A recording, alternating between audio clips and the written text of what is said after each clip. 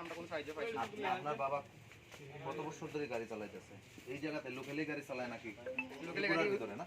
হ্যাঁ কোনো নমুনার কোনো যে সাইন্টিফিক বা কোনো সংগঠন থেকে কেউ আইসেনি আপনার কাছে যে না এই প্রবলেম হয়েছে আমরা আপনার কাছে আসি বলে এবার না এবার কোনো মনোবল দিচ্ছে না?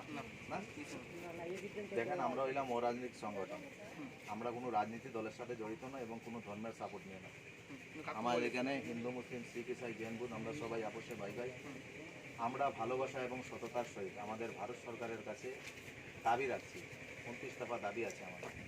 এই যে হিট অ্যান্ড রান কানুন এসেছিল সেই সময় আমরা এটার বিরোধ করেছিলাম। তখনই আমরা এই বিরোধ করতে গিয়ে আমরা অনেক মন্তব্য শুনতে হয়েছে যে এগুলা আমাদের ত্রিপুরাতে নয়, রাজস্থানে, ইউপিতে কোথায় কোথায় চালু হয়েছে, এইভাবে আমরা শুনতে পাচ্ছিলাম। আমাদেরকে বিরোধীও বলেছিলেন। কিন্তু আজকে আমি আপনাদের বাসায় দাঁড়িয়ে গোটা ত্রিপুরা রাজ্যের সমস্ত ড্রাইভার ভাইদেরকে এই মেসেজ দিতে চাই যে আপনারা একবার ভেবে নেন। এতদিন ভেবেছিলেন যে জম অনেক দূরে, কিন্তু ঘরের কোনায় চলে এলো না। আজকে আপনার বাবার সাথে হয়েছে, কালকে আমার সাথে হবে না, কোনো বিশ্বাস আছে? হবে। তার জন্য আমরা কি করতে হবে? আমরা সবাই একতাবদ্ধ হয়ে একই প্ল্যাটফর্মে আসতে হবে। এখানে দাঁড়িয়ে আমি গোটা ত্রিপুরা রাজ্যের সমস্ত ড্রাইভার ভাইদেরকে এটাই বলতে চাই যে একই প্ল্যাটফর্মে চলে আসেন, এটাই আমাদের লাস্ট চিকিৎসা। একটা কথা আছে না, আমি আমাদের সংগঠনে একটা গান শুনেছিলাম যে জাগো ড্রাইভার আপ জাগো বক্ত নেই আপ সোনে কা, আপ নেই জাগ পাওগে তো বক্ত আয়েগে রোনে কা। এটা চলে এসেছে আমাদের। আমি এখানে দাঁড়িয়ে সমস্ত ড্রাইভার ভাইদেরকে বলতে চাই যে একই প্ল্যাটফর্মে চলে আসুন, আমাদের কাছে আর সময় নেই।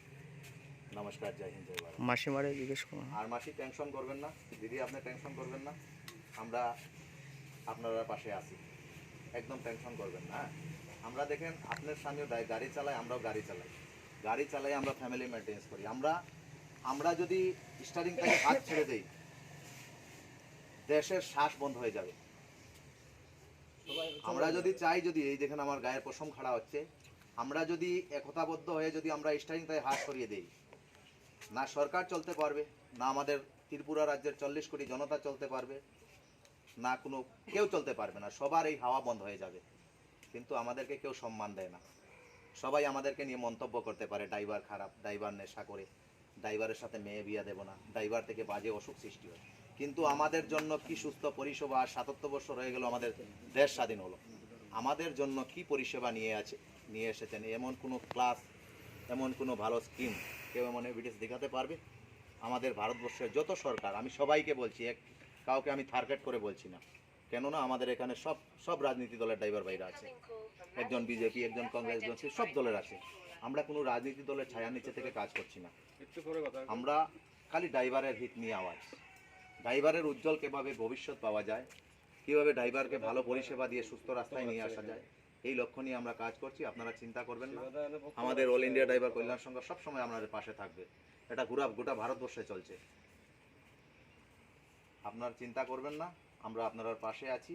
আপনাদের ফোন নম্বর সব নিয়ে যাব, আমরা এটার মেসেজ উপর মহল অবধি পৌঁছবে। আপনি ভাবেন না যে আপনার স্বামীকে আজকে এইভাবে 10 বছরের জেল হয়ে যাবে, আমরা চুপ করে বসে থাকবো। এটা দিল্লির থেকে ইনফরমেশন আমাদের কাছে এসেছে, কালকে রাত্রে দিল্লি থেকে এসেছে, আমাদের সিনিয়র অধিকারীরা আমাদের এখানে পাঠিয়েছেন। আপনারা আশীর্বাদ করবেন, আমরা যেন আমাদের সংগঠনকে দাদা, আমি আমার স্বামীকে যেমন চেষ্টা করে এই আশীর্বাদ করেন। আর আমরা চাই যে আমাদের ত্রিপুরা রাজ্যের সমস্ত ড্রাইভার একই প্ল্যাটফর্মে আসার জন্য। এইটাই আমি বলে আমার বক্তব্য এখানেই শেষ করছি। নমস্কার, জয় হিন্দ, জয় ভারত। মাসি, আপনি